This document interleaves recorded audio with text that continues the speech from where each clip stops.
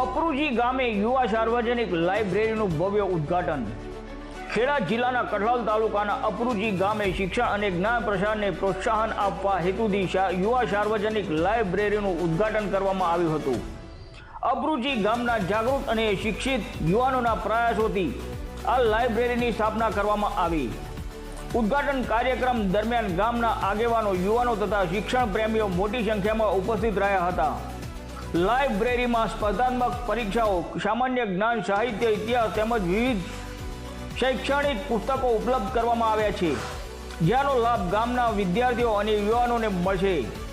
આ લાઇબ્રેરી ગામના યુવાનો માટે અભ્યાસનું કેન્દ્ર બનશે તેમજ શિક્ષણ તરફનો રસ વધારવામાં મહત્વપૂર્ણ ભૂમિકા ભજવશે એવી આશા વ્યક્ત કરવામાં આવી હતી।